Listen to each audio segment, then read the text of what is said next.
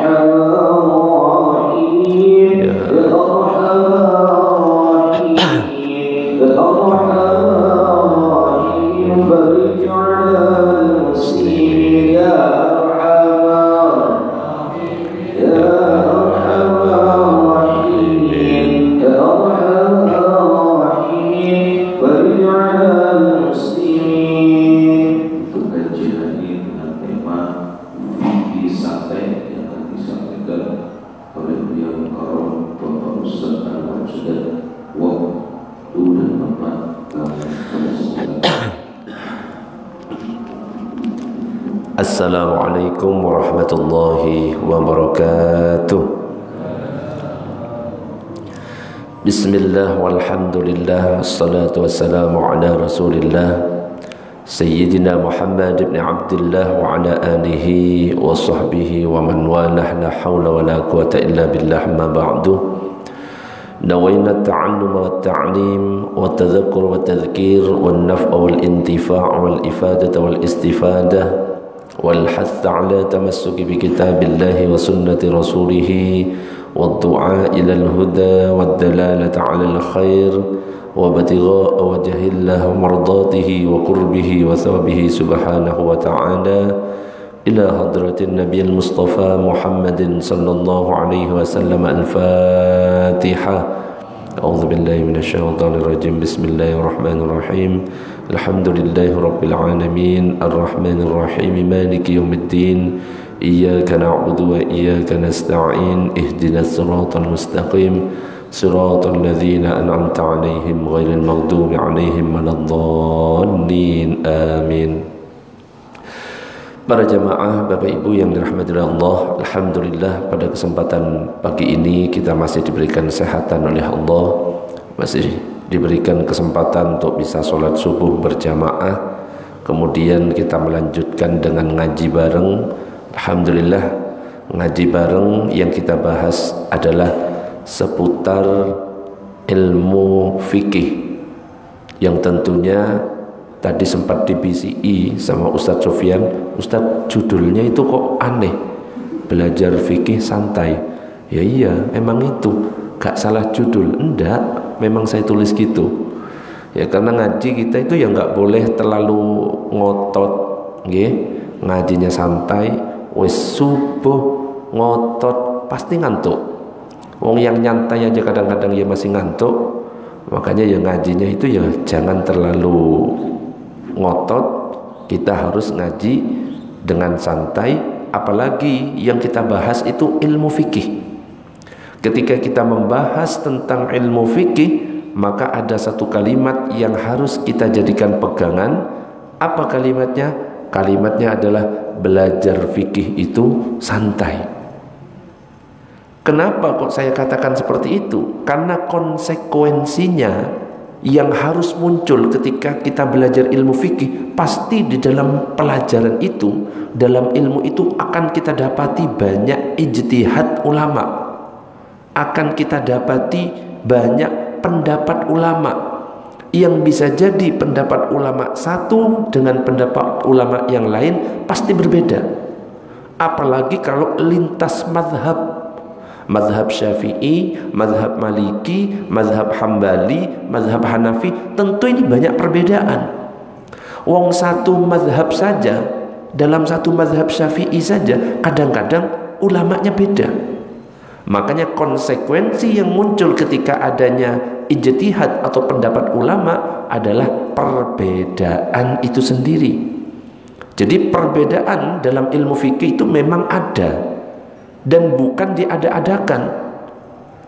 Oleh karena itu ketika kita mau mendalami, mempelajari ilmu fikih, maka seseorang itu harus siap menghadapi perbedaan. Ketika sudah melihat perbedaan, dia itu harus bersikap bijak ketika melihat perbedaan itu. Ibaratnya ketika kemarin saya alhamdulillah baru datang umroh hari Selasa kemarin, sholat di Masjid Nabawi dan Masjidil Haram, tepat di samping saya sholatnya gayanya beda. Di sebelah kanan saya gaya sholatnya juga beda, jadi nggak sama. Karena kalau di Masjidil Haram atau Masjid Nabawi itu kumpulan orang-orang seluruh dunia, bahkan berbagai macam mazhab, semuanya ada di situ. Kebetulan yang di samping saya ketika sholat, Allahu Akbar, gak sendekap. Sholat di sebelah kiri saya gak sendekap. Sebelah kanan saya sholat, Allahu Akbar, diletakkan di pusar.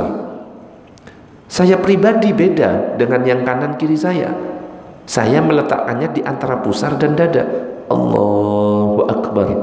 Nah ini ketika kita melihat, ya, ketika kita belajar ilmu fikih, yang akan kita dapat ini seperti ini.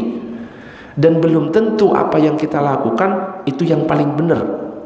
Karena bisa jadi apa yang kita lakukan itu hanya itu mungkin yang kita ketahui, sedangkan kita tidak tahu apa yang dilakukan orang lain, ya, yang kanan dan kiri kita nggak ngerti itu dalilnya apa. Coba saya tanya, kalau ada orang sholat Allahu Akbar gak sendekap, itu sah atau tidak? Sah? Ibu-ibu tadi sendekap apa enggak? Kenapa? Kan sah gak sendekap. Ya, kalau memang sah sekali-sekali nyoba, ya, mulai nanti sholat duhur sah kok. Allahu Akbar. Sah atau tidak orang sholat gak sendekap? Sah atau enggak? Oh, kok sekarang berubah jadi enggak? Sah? Bapak-bapak, sah atau tidak? Allahu Akbar, gak sendekap. Sah atau tidak? Ini ngantuk atau gak tahu jawabannya, ya? Jadi antara ngantuk dan gak tahu jawaban itu sedikit, ya, perbedaannya sedikit. Coba dijawab. Kalau ilmu fikih itu jawabnya sah atau tidak, bukan menang, ya. Oke. Kalau ada orang sholat Allahu Akbar tidak sendekap, berdiri biasa, sholatnya sah atau tidak? Serius nah? Iki nggak bercanda, sah-sah.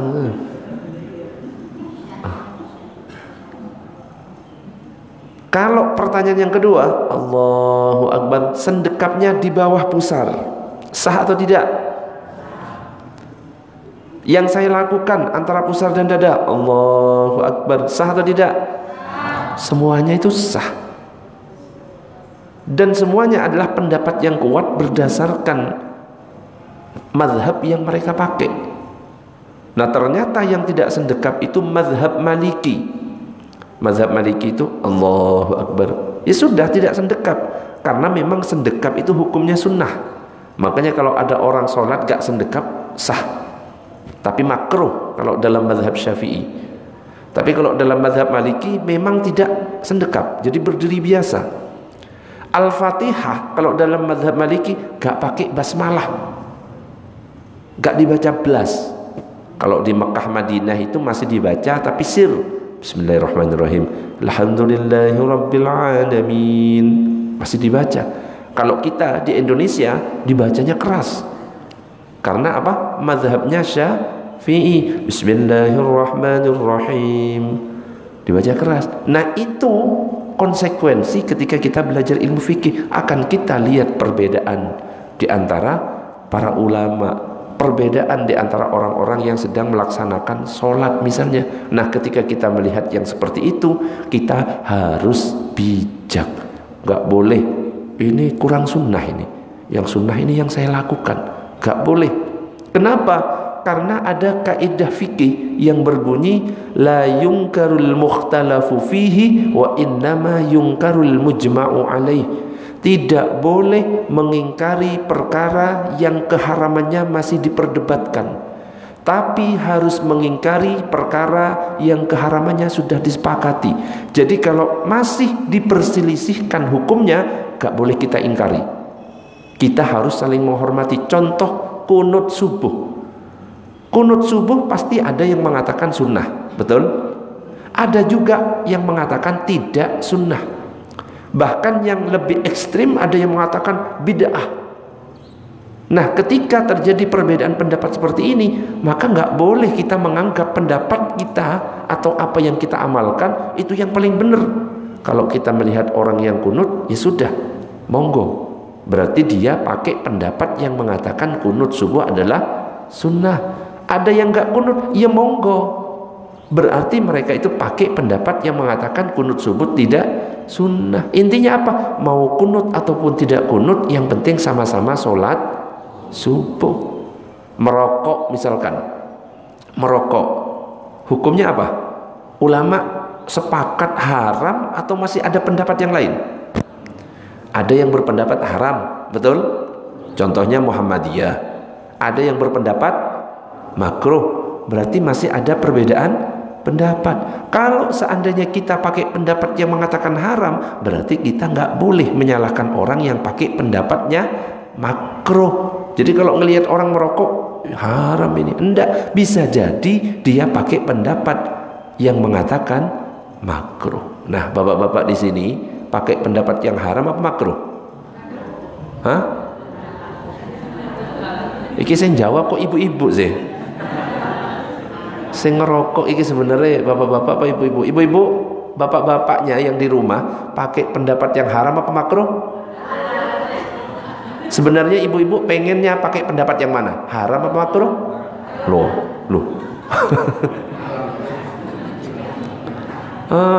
Jadi selama masih ada yang berpendapat yang berbeda, maka yang harus kita keluarkan itu rasa bijak kita, lapang dada, gak boleh menyalahkan seandainya beda dengan apa yang kita amalkan. Maulid Nabi mungkin yang bulan kemarin, kan pasti ketika masuk bulan Maulid rame, betul enggak? Rame. Yang merayakan Maulid Nabi, memperingati Maulid Nabi semangat dengan peringatan-peringatannya. Yang anti sama Maulid Nabi semangat nyalah-nyalahkan yang memperingati Maulid Nabi. Harusnya nggak perlu terjadi seperti itu. Kalau memang menganggap Maulid Nabi bid'ah, ya sudah, nggak usah dikerjakan, gitu aja. Kalau memang menganggap Maulid Nabi ini perlu atau dianjurkan supaya jamaah itu ingat tentang Nabi, supaya jamaah itu gembira dengan kelahiran Nabi, ya monggo dilakukan. Sebenarnya seperti itu, sudah selesai. Nah, tapi apa yang terjadi di negara kita? Masuk bulan Maulid, yang anti Maulid nyalah-nyalahkan, oh ini bid'ah, neraka. Seakan-akan orang yang setiap hari mengucapkan kalimat la ilaha illallah itu nggak pantas tempatnya di surga. Terus yang melakukan Maulid Nabi, walah ini nggak mau maulidan, ini nggak cinta Nabi. Ya belum tentu juga. Karena cinta Nabi itu nggak harus peringatan. Cinta Nabi bisa berupa apa? Menghidupkan sunnahnya. Man ahya sunnati faqad ahabbani wa man ahabbani kana ma'i fil jannah, kata Nabi. Siapa yang menghidupkan sunnahku, dia mencintaiku. Siapa yang mencintaiku nanti berkumpul di surga bersamaku. Mudah-mudahan kita termasuk di dalamnya. Amin ya rabbal alamin. Tetapi kalau ternyata ulama sudah sepakat semuanya, contoh sholat wajib 5 waktu, hukumnya wajib. Gak ada ulama dari A sampai Z yang mengatakan sholat 5 waktu hukumnya makruh atau sunnah. Terus tiba-tiba muncul orang Loh, sholat itu sunnah hukumnya. Nah, kalau ada yang seperti itu baru diingkari. Semuanya sepakat zina haram semuanya. Gak ada yang mengatakan zina ini sunnah dan dianjurkan. Ada nggak? Gak ada. Kok tiba-tiba Pak Herman muncul ya, ceramah di Masjid Al-Hidayah. Para bapak ibu, saudara-saudara sebangsa tanah dan sebangsa air, saya nyatakan zina itu hukumnya sunnah, maka hidupkan zina. Hajar apa enggak? Hajar aja nih Pak Herman ini ya. Kenapa? Bertentangan dengan apa yang disepakati oleh ulama. Tetapi kalau masih ada perselisihan, perbedaan di antara para ulama, gak usah kenceng-kenceng, cukup santai saja. Allahumma shalli ala sayyidina Muhammad. Jadi dengan bahasa yang lebih sederhananya seperti ini.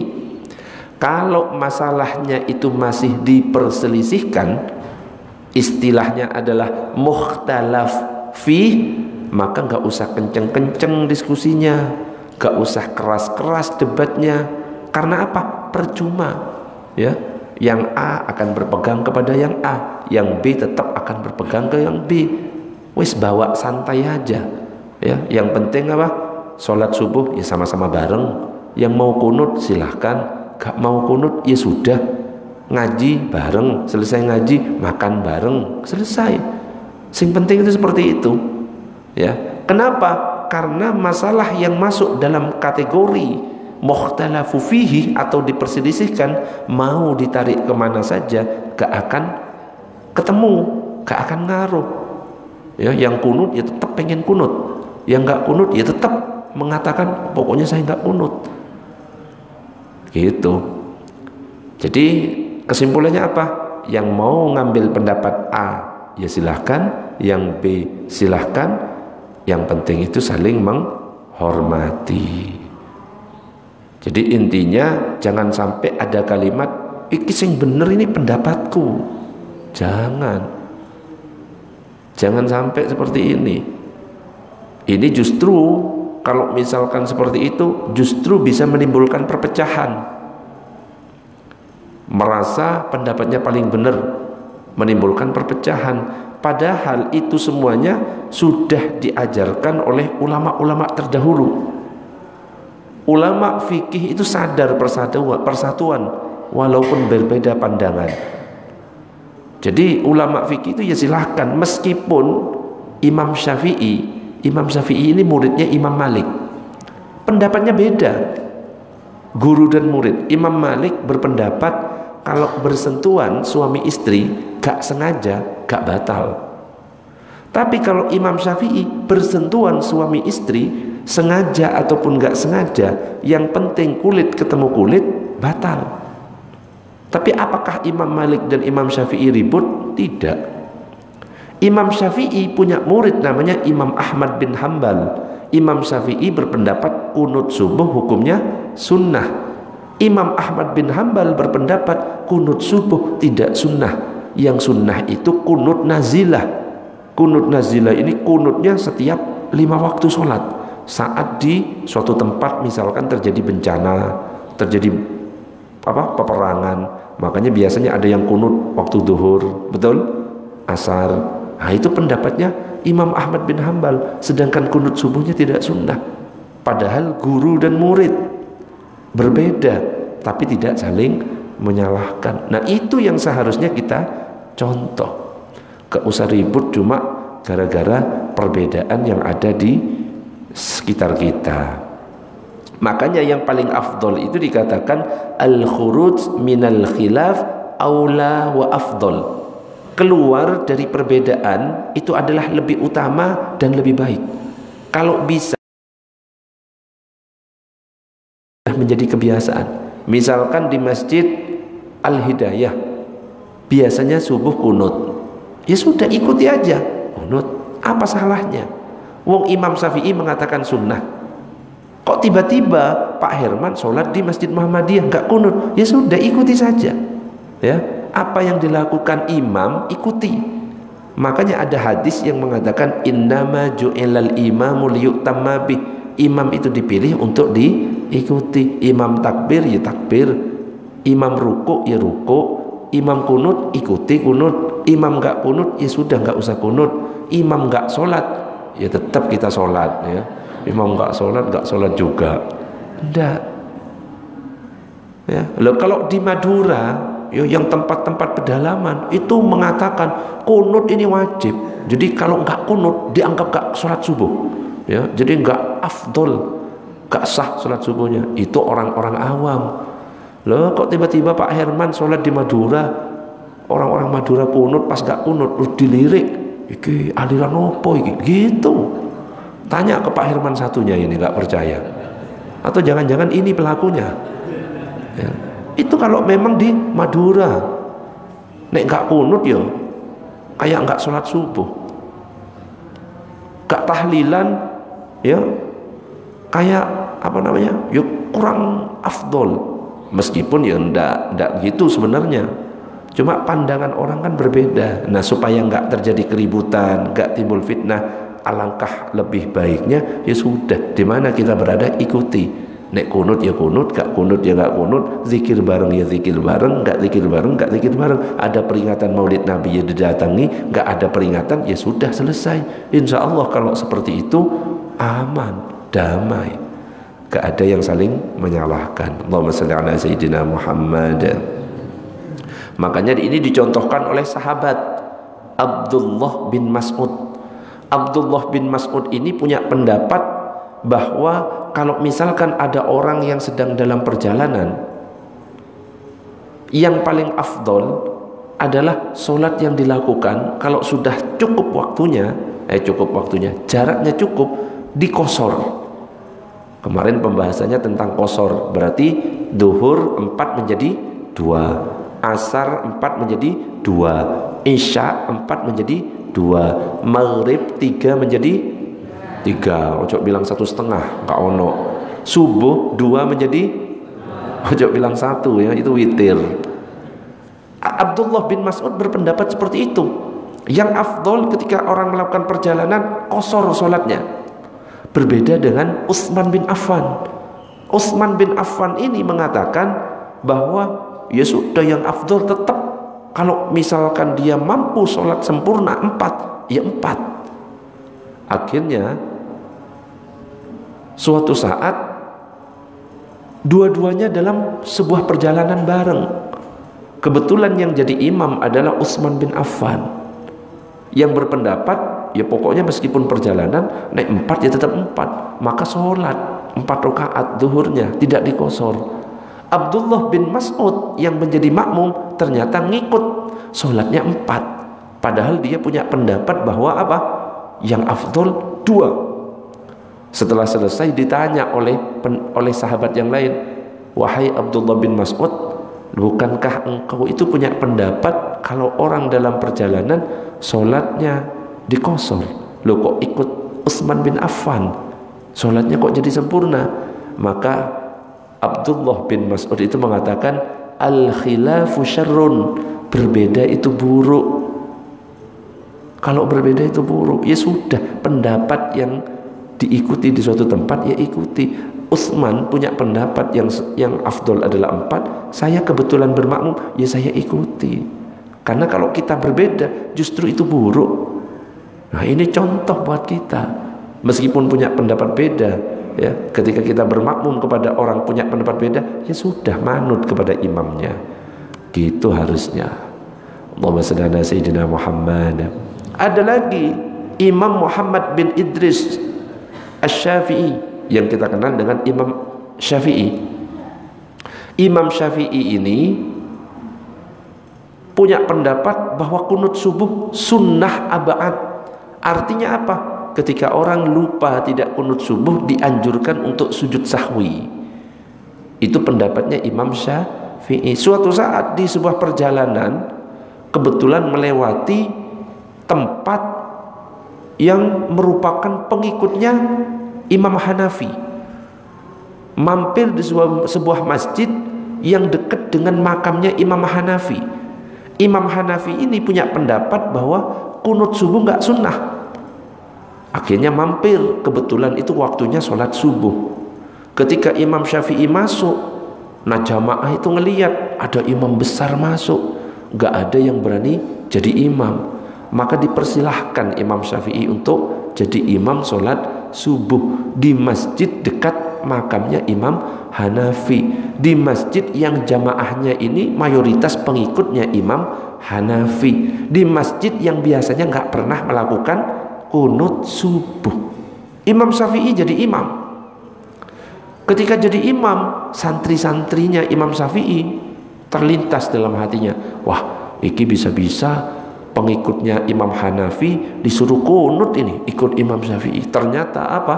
Ketika rokaat 1 selesai, rokaat 2 nyampe ruku, sami Allahu liman hamidah, ternyata Imam Syafi'i yang mengatakan kunut subuh sunnah pada waktu itu langsung sujud, tidak pakai kunut subuh.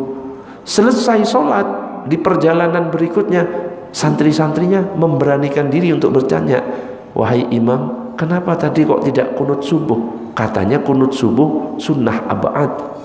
Apa jawabannya Imam Syafi'i? Saya menghargai Imam Hanafi yang berpendapat bahwa kunut subuh tidak sunnah.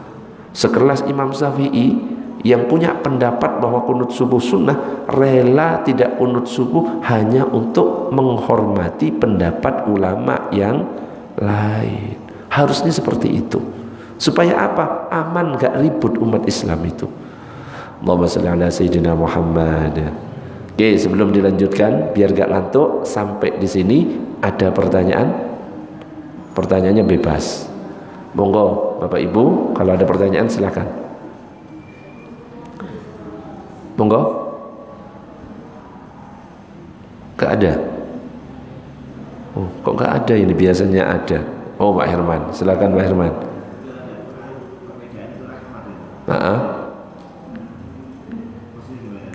Perbedaan itu rahmat. Jadi perbedaan itu rahmat. Maksudnya gimana? Ya, itu adalah bentuk kasih sayangnya Allah kepada kita. Kalau ada perbedaan, perbedaan itu ya memang ada gitu loh. Loh, kok bisa Ustadz? Kan nabinya cuma satu. Kok bisa terjadi perbedaan di antara ulama 4 mazhab? Yang ikut nabi, sahabat itu kan tidak satu orang saja. Paham maksudnya? Kadang-kadang yang ikut itu Abu Bakar, kadang-kadang yang ikut ya Umar, kadang-kadang yang ikut Abu Hurairah. Nah, masing-masing sahabat itu bercerita. Kadang-kadang yang diceritakan ya tidak diketahui oleh sahabat lain yang tidak ikut. Nah, ulama mazhab itu akhirnya ngambil, oh, saya pakai pendapatnya Abu Hurairah. Ternyata Nabi ketika sholat, ceritanya Abu Hurairah, bismillahnya dikencengin, dikerasin. Maka akhirnya pendapat Imam Syafi'i, kalau baca Fatihah bismillahnya keras. Ada lagi sahabat yang ketika ikut Nabi, ternyata sholatnya gak pakai basmalah. Allahu Akbar, alhamdulillahi rabbil alamin. Sahabat ini cerita, Nabi itu kalau sholat ternyata langsung alhamdulillah, bismillahnya gak dibaca. Disampaikan, nyampe ke ulama mazhab namanya Imam Malik. Makanya Imam Malik akhirnya punya pendapat kalau bismillah gak perlu dibaca. Ada lagi sahabat lain bersama Nabi, ketika ngimami Nabi ternyata bismillahnya cuma sir, bismillahirrahmanirrahim, alhamdulillahi rabbil alamin. Nyampaikan kepada sahabat-sahabat yang lain, nyampe ke Imam Ahmad bin Hambal, ternyata Nabi itu ketika sholat bismillahnya cuma sir, maka akhirnya dipakai. Nah, yang dimaksud perbedaan adalah rahmat. Apa? Itu bentuk kasih sayang Allah kepada kita supaya tidak memberatkan kita. Ibaratnya kalau misalkan pendapat itu cuma satu, bersentuhan suami istri batal, bersentuhan orang yang bukan mahram batal. Bayangkan Pak Herman misalkan lagi tawaf di Ka'bah, baru 1 kali putaran kesentuh kepada perempuan yang lain, ya apa kira-kira? Lanjut nyentuh atau wudu? Loh, kalau pendapat cuma satu, kesentuh batal, repot enggak? Repot. Wudhu lagi, wudhunya ya enggak dekat seperti ini, 1 kilometer, 1 kilometer balik lagi, belum lagi muter nyentuh lagi. Nah, dengan adanya perbedaan pendapat itu, ketika dalam keadaan darurat, kita bisa milih. Oh, untuk saat tawaf ini saya tak pakai pendapatnya Imam Malik, maka wudhu kita dengan pendapatnya Imam Malik, sehingga ketika kita tawaf kesentuh, kalau nggak sengaja berarti batal atau tidak? Tidak batal, lanjut muter. Masalahnya kalau tawaf itu loh, gak bisa ya, nyampur laki-laki perempuan, kadang-kadang diinjek kakinya sama perempuan, kadang-kadang kita yang kesenggol. Kalau cuma satu pendapat susah, wudhu lagi. Dengan adanya banyak perbedaan pendapat, kita bisa pilih, tapi harus tahu gak boleh sembarangan pindah-pindah mazhab. Selama tidak dalam keadaan darurat, ya sudah, tetap kita berpegang pada satu mazhab Syafi'i. Ketika dalam keadaan darurat boleh pindah, tapi kita harus melakukan satu paket. Wudhu mazhab Maliki berarti batalnya juga ikut mazhab Maliki. Jadi supaya kita nggak repot, makanya dikatakan perbedaan itu rahmat. Ada lagi pertanyaan? Monggo, silakan.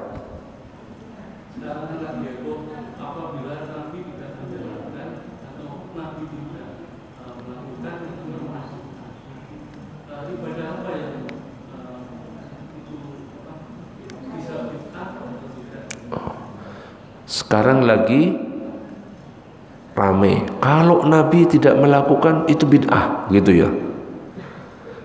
Dulu di zaman Nabi ada nggak sholat tarawih?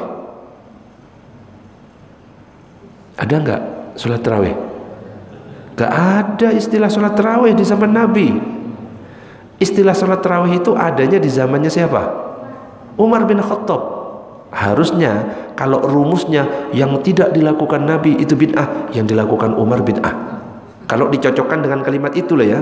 Loh, ini kan sahabat, loh sudah beda, nggak sesuai konsepnya. Padahal kata-kata yang dipakai apa? Yang tidak dilakukan Nabi bid'ah. Berarti yang dilakukan siapapun selain Nabi bid'ah harusnya. Tapi kan nggak sesuai konsep. Loh, ini kan sahabat, beda. Loh, berarti nggak harus gitu kalimatnya. Tarawih nggak ada di zaman Nabi. Di zaman Nabi itu qiyamu Ramadan. Ya, makanya hadisnya itu man qama ramadhana imanan wa ihtisaban ghufira lahu ma taqaddama min dzambi.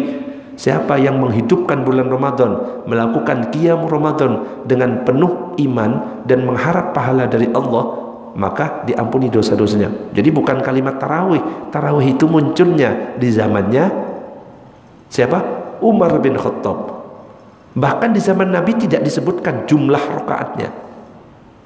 Di zamannya Umar bin Khattab ditetapkan rakaatnya menjadi 20. Makanya Umar bin Khattab mengatakan nikmatil bid'atu hadhihi, sebaik-baik bid'ah adalah ini. Makanya Imam Syafi'i mengambil kalimat itu bahwa bid'ah itu ternyata ada yang baik, ada yang buruk.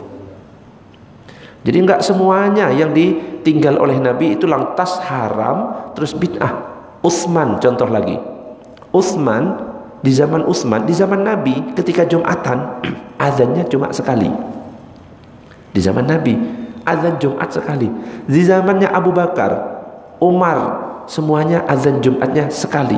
Tapi ketika zamannya Sayyidina Utsman, azan Jumatnya jadi 2 kali. Berarti kalau pakai rumus yang tidak dilakukan Nabi bid'ah, berarti yang dilakukan Utsman adalah bid'ah. Faham sampai di sini? Nabi gak pernah ngajarkan sholat sunnah wudhu. Tapi yang pertama melakukan sholat sunnah wudhu adalah Bilal bin Rabah. Bilal bin Rabah ini punya kebiasaan menjaga wudhu. Setiap batal wudhu sholat sunnah, batal lagi wudhu sholat sunnah. Tiba-tiba Nabi datang ke Bilal. Hei Bilal, amalan apa yang kamu lakukan? Saya kok mendengar suara terompahmu di surga. Hidup wis kedengaran suara terompahnya di surga. Ternyata Bilal mengatakan, saya selalu menjaga wudhu. Setiap saya batal, saya wudhu sholat 2 rakaat. Dan Nabi mengapresiasi, memuji. Padahal itu tidak dicontohkan oleh Nabi, itu dicontohkan oleh Bilal. Apakah Bilal bid'ah? Tidak. Jadi tidak semua yang ditinggal atau yang tidak dicontohkan oleh Nabi lantas dikatakan bid'ah, sesat, kemudian masuk neraka. Al-Quran di zaman Nabi, apakah ada mushaf Al-Quran? Ada apa enggak? Enggak ada. Semuanya hafal Quran. Bisa enggak kalau kita mencontoh Nabi? Enggak usah mushaf tapi hafal. Bisa? Enggak bisa. Makanya karena ulama-ulama itu tahu kemampuan kita, bahwa enggak mungkin setiap orang itu bisa hafal, ditulis dalam sebuah mushaf. Itu pun dulu di zaman sahabat, ketika ditulis itu enggak ada titiknya. Nun, ta, ba itu sama, cuma gini-gini semuanya. Enggak ada titik atas, titik bawah. Bayangkan Pak Herman, Pak Amin suruh baca enggak ada titiknya, ya apa? Oh, bingung. Akhirnya ulama ngerti, ini bahaya ini. Nun enggak ada titiknya, ba enggak ada titiknya, sama semuanya. Akhirnya ditambah, dikasih titik atas, bawah, titik 2, titik 3. Itu enggak ada harokatnya dulu. Ya. Akhirnya ulama, wah ini enggak semua orang bisa kalau tanpa harokat, dikasih harokat. Jadilah mushaf seperti sekarang ini, dan itu enggak ada di zaman Nabi. Ya, kalau misalkan harus ada di zaman Nabi, ya mushaf yang kita baca itu adalah bid'ah. Jadi enggak semuanya bid'ah. Ya, bid'ah itu ada yang baik, ya contohnya itu penulisan Al-Quran baik. Ada yang memang buruk. Sholat subuh 2 rakaat kan, ya. Karena sekarang masih pagi, lagi semangat. Sekarang saya sholat subuh 8 rakaat. Nah itu yang enggak ada. Gak ada. Kalau kayak gitu wis jelas gitu loh. Ini yang namanya bid'ah, sesat. Ada di YouTube juga. Rukun wudhu itu ada 2. Pernah nggak? Ada di YouTube. Rukun wudhu katanya 2. Padahal jelas-jelas kalau di Al-Quran itu 4. Kalau Imam Syafi'i 6. Karena ditambah niat dan tertib. Lah ini ada di YouTube mengatakan rukun wudhu 2, yaitu basuh wajah dan tangan. Sedangkan yang lain sunnah. Nah itu yang bid'ah, yang ngada-ngada, yang memang sudah jelas gitu loh dari Nabi. Tapi kalau misalkan ada sesuatu yang baru dan itu baik untuk kemaslahatan umat, itu justru gak apa-apa diamalkan. Yang penting tidak bertentangan. Gitu. Jelas? Allahumma shalli ala sayyidina Muhammad. Ada pertanyaan yang lain? Monggo. Monggo, ibu-ibu ada? Belum? Atau mungkin mau nanya, Ustadz selesainya jam berapa? Langsung tak tutup ya. Seneng lah itu. Oke. Monggo Pak Herman.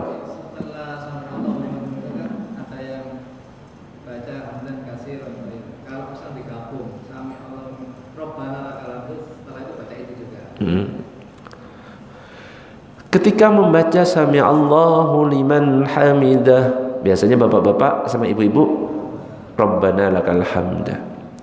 Berarti pakai pendapatnya mazhab Hanafi, Maliki dan Hambali. Jadi kalau Hanafi, Maliki dan Hambali cukup makmumnya menjawab Rabbana walakal hamda. Mau lanjut mil'us samawati wal ardi wal ma syi'ta min syai'in enggak apa-apa. Tapi kalau mazhab Syafi'i itu dianjurkan ngikut juga. Sami Allahu liman hamidah. Makmum itu juga ikut. Sami Allahu liman hamidah. Dianjurkan ikut kalau mazhab Syafi'i. Bagaimana kalau misalkan membaca hamdan katsiran mubarakan fih, ya, thayyiban mubarakan fih? Boleh. Itu ada sahabat, itu enggak dicontohkan oleh Nabi. Nabi itu mencontohkannya ketika Sami Allah, jawabannya Rabbana walakal ham. Ternyata di belakang, ya kan ceritanya gitu kan? Ketika Nabi Sami Allahu liman hamidah hamdan katsiran thayyiban mubarakan fi. Setelah selesai Nabi nanya, "Sopo tadi?" Ngada-ngada kayak gini, deredek. Nah, Nabi nanya, gak berani. "Ayo siapa tadi yang jawab gitu?" Gak ada yang ngacung. Ternyata Nabi, "Tadi saya lihat beberapa malaikat turun rebutan untuk mencatat langsung. Saya Nabi." Loh, itu gak pernah dicontohkan oleh Nabi. Tapi Nabi mengapresiasi. Apakah itu bid'ah? Tidak. Justru sunnah. Hamdan katsiran thayyiban mubarakan fi. Apakah boleh digabung? Ya boleh kalau memang cukup. Tapi kan kadang-kadang nggak cukup, cukup satu kali aja ya. Sami'allahu liman hamidah, Allahu akbar. Oh nggak cukup, ambil satu aja, Rabbana walakal ham. Yang biasa kita baca iftitah itu gabungan dua itu sebenarnya. Iftitah satu sebenarnya cuma cukup Allahu akbar kabira walhamdulillahi katsira wa subhanallahi bukratan wa asila. Itu sudah iftitah. Iftitah yang kedua, wajjahtu wajhiya lilladzi fataras samawati, itu iftitah dua. Yang biasa kita lakukan gabung dua iftitah menjadi satu. Itu ya gak apa-apa.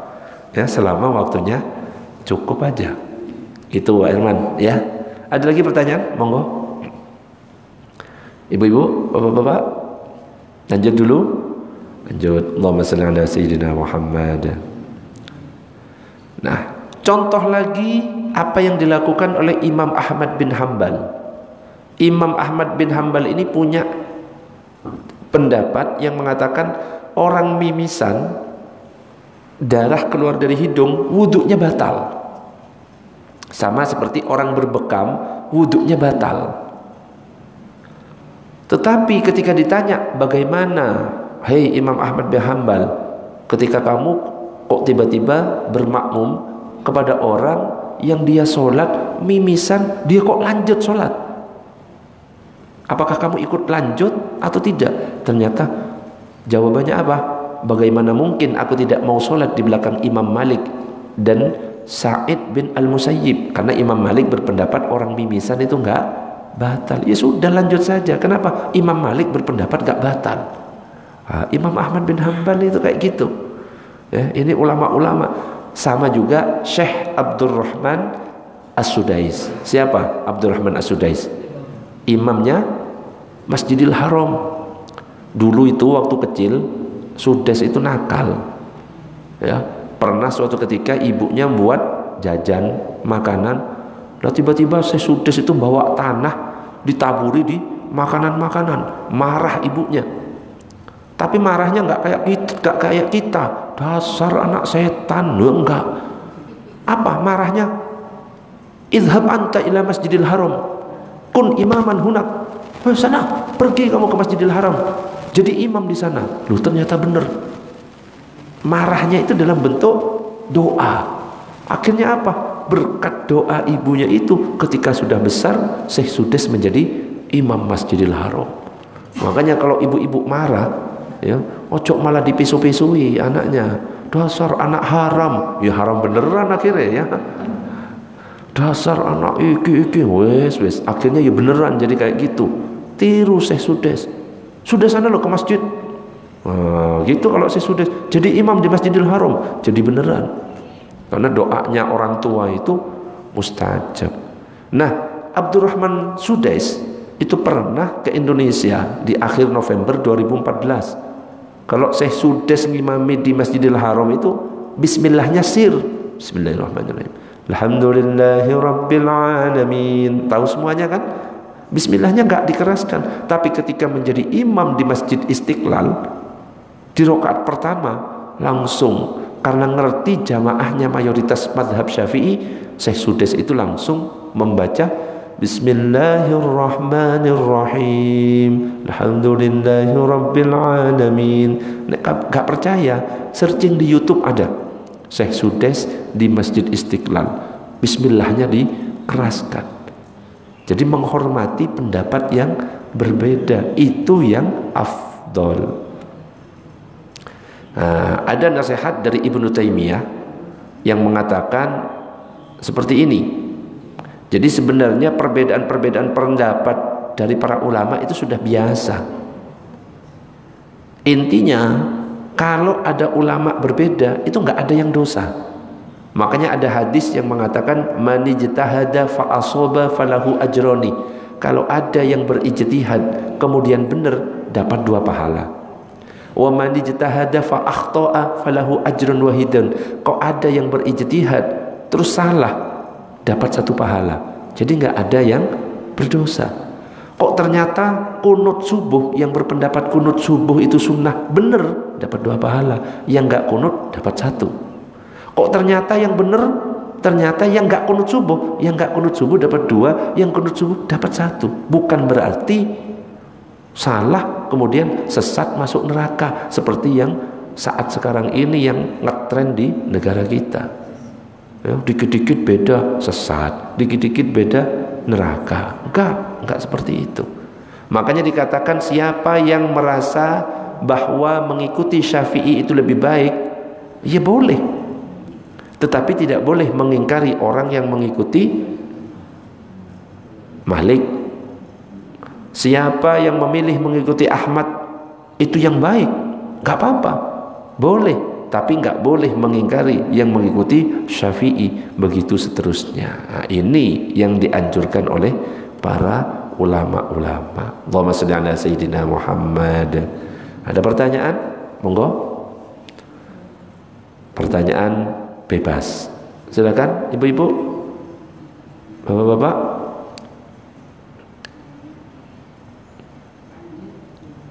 Sholat Jumat misalkan, itu ulama beda tentang jumlah jamaah. Kalau mazhab Syafi'i minimal 40. Nah, kalau yang lain 4 sudah sah sholat Jumat itu. Tapi kalau kita mazhab Syafi'i yang paling ketat memang 40. Ustadz, ini yang hadir 200 orang, tapi 200 orang itu tidur semua waktu khutbah, nggak dihitung, nggak cukup. Jadi yang 40 itu sing melek. Ya, makanya ya meskipun banyak yang hadir kok turu kabeh, yo ya nggak sah sholat Jumatnya. Sing melek harus minimal 40. Makanya dihitung iki 40 tah sing melek iki. Makanya nek khutbah Jumat itu ojo lama-lama. Khutbah Jumat lama 1 jam turu kabeh, ya kan? Wong khutbah Jumat itu kan harus serius. Ya, selucu-lucunya Kiai Anwar Zahid gak bisa, harus serius ya. Ketika khutbah Jumat, betul apa betul? Gak boleh kayak gitu ya. Khutbah Jumat sallu ala Nabi, gak boleh kayak gitu. Nek khutbah Jumat ya serius, memang harus serius. Dan kalau ceramah serius ini ya membuat ngantuk soalnya. Makanya ojo lama-lama, minimal 10 menit gitu, bagus itu khutbah Jumat itu. Monggo ada pertanyaan yang lain silahkan. Monggo. Pertanyaan lain. Boleh. Kita kan banyak melakukan kesalahan.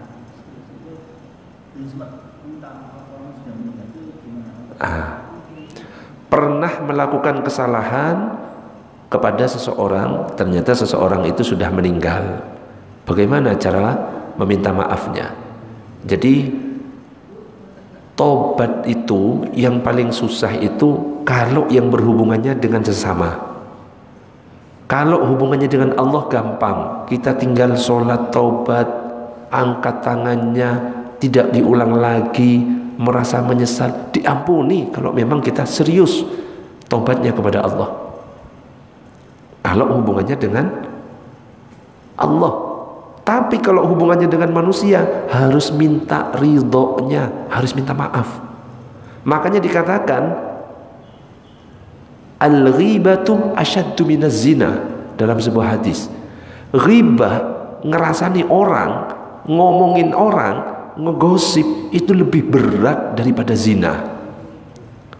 Kenapa? Cara pertaubatannya yang berat. Kalau zina itu dosa kita kepada Allah, angkat tangan gak diulangi, sudah selesai, ditutup rapat-rapat dengan cerita kepada orang lain, selesai. Tapi kalau ghibah, di samping dosa minta ampun kepada Allah, dia harus minta ridho kepada orang yang kita rasani, dan orang yang kita rasani belum tentu dia memaafkan, makanya berat. Ustadz, iki saya sudah menyesal, ternyata saya pernah punya dosa, orangnya sudah meninggal, gimana? Boleh minta maaf kepada keluarganya, sampaikan saya pernah berbuat dosa, saya mohon maaf.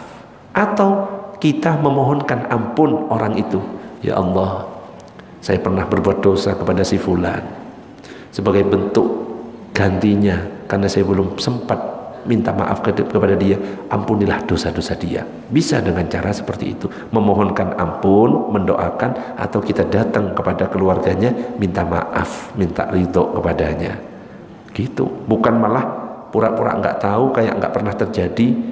Termasuk ketika kita ngambil milik orang, ya, korupsi misalkan, terus umroh, lo nggak bisa menghapus dosa korupsi. Ya, yang misalkan korupsi terus tiba-tiba umroh, dikira ada pemutihan dengan umroh, nggak bisa. Harus dikembalikan uang itu kepada rakyat. Ya, nggak bisa umroh menghapus uang-uang yang kita korupsi. Gitu. Bisa difahami? Ada lagi pertanyaan, monggo? Monggo. Kurang 5 menit ini, ayo. Wes kering mulutnya. Ayo monggo, monggo, monggo. Pertanyaan bebas.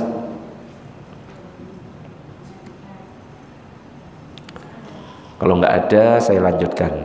Jadi kalau kita belajar ilmu fikih, jangan terlalu kaku. Kalau melihat yang berbeda, husnudzon. Oh, mungkin dia pakai pendapatnya orang lain, ulama lain yang saya tidak tahu. Yang saya tahu ya cuma ini yang saya amalkan, gitu. Supaya apa? Gak muncul penyakit hati. Ya, kadang-kadang kan ada cuma belajar Sabtu Minggu, belajarnya juga di YouTube, di Google, terus merasa oke, sesat ini, sesat orang ini. Repot kayak gitu itu. Makanya ada yang mengatakan seperti ini, man lam ya'rif al-ikhtilaf lam yasumma anfuhu al-fikha. Siapa yang tidak tahu, tidak mengakui ikhtilaf atau perbedaan, maka itu berarti sama sekali tidak bisa mencium fikih. Jadi kalau ada orang gak ngerti masalah perbedaan ini, perbedaan itu, berarti dia itu gak paham ilmu fikih. Yang dikit-dikit nyalahkan itu, yang nganggap dirinya paling benar, yang sudah nganggap dirinya alim, terus ada pengajian gak mau hadir. Ya, hati-hati, itu jangan-jangan di situ ada penyakit hati. Merasa saya ini sudah ngerti, gak perlu ngaji. Ya, kalau bukan pendapatnya terus salah, sing bener gini, iki salah, wes salah Ustaz, ganti aja. Loh, hati-hati kayak gitu itu. Jangan sampai, harus kita jaga hati kita supaya tidak muncul penyakit hati. Karena kalau sudah muncul penyakit hati merasa paling baik, itu sudah sombong. Iblis itu adalah paling mulianya makhluk dulu. Bahkan yang ngajari malaikat itu adalah iblis. Cuma hanya muncul rasa sombong ketika Allah menciptakan Nabi Adam, kemudian diperintah untuk sujud, gak mau sujud. Akhirnya apa? Diusir, jadi makhluk terlaknat sampai sekarang, kekal di neraka. Karena apa? La yadkhulul jannah man kana fi qalbihi mithqalu dzarratin min kibrin. Gak akan masuk surga orang yang di hatinya itu ada sebesar biji sawi kesombongan. Nah, iblis itu sombongnya sekali. Gak mau sujud cuma sekali, wis langsung dilaknat oleh Allah. Lah kita subuh wis berkali-kali gak sholat. Subuh itu berapa sujud? Hah? Subuh 2 sujud iku piye kok? Iku sholat 1 rakaat ta. Subuh iku 2 sujud iku ya apa? 4. Gak sholat sekali saja subuh, berarti kita sudah meninggalkan 4 sujud. Iblis 1 sujud diusir oleh Allah. Apalagi kita 1 subuh 4 sujud. Doanya, ya Allah masukkan saya ke surga Firdausmu. Waduh, repot. Ada pertanyaan? Monggo. Kalau gak ada kita tutup ya. Ada ibu-ibu? Cukup ya? Saya agak-agak capek juga. Oh, monggo Pak Herman. Membersihkan najis itu kalau pakai air bukan mutlak, apa bisa? Membersihkan najis pakai air bukan mutlak, apakah bisa? Berarti air apa yang dipakai? Air musta'mal. Kalau air mutlak itu air suci mensucikan. Suci mensucikan itu artinya bisa mensucikan. Kalau air musta'mal definisinya suci tapi tidak mensucikan. Berarti bisa apa enggak? Bisa apa enggak? Tidak bisa mensucikan, hanya bisa membersihkan saja tapi tetap tidak suci. Ya, jadi kalau kita pakai air musta'mal ini suci tapi tidak bisa mensucikan. Artinya apa? Enggak bisa dipakai wudhu, enggak bisa dipakai mandi wajib, enggak bisa dipakai untuk mensucikan najis. Cuma bisa dipakai untuk membersihkan saja, bersih, kinclong, tapi belum tentu suci, gitu ya. Jadi harus air mutlak. Makanya kalau mandi wajib harus benar-benar air mutlak yang belum ada campuran sabun. Ya, saat kita niat, saya mandi wajib menghilangkan hadas besar karena Allah, itu harus air yang murni tanpa ada campuran sabun. Mandi langsung sambil sabun, itu nggak sah. Itu bukan air mutlak, itu sudah berubah menjadi air sabun, suci tapi tidak mensucikan. Ustadz, berarti nggak boleh sabunan? Boleh. Kalau mau sabunan, mandi dulu sabun, habis itu bersihkan sabunnya, baru niat saya mandi wajib. Sudah nggak ada sabun belas, baru dengan air yang memang gak ada campuran apa-apa. Gitu kalau mandi wajib. Atau dibalik, mandi dulu tanpa campuran sabun, setelah sudah mandi wajib baru mandi dengan sampo. Yang penting jangan ada campuran. Itu. Ada lagi pertanyaan? Monggo. Cukup?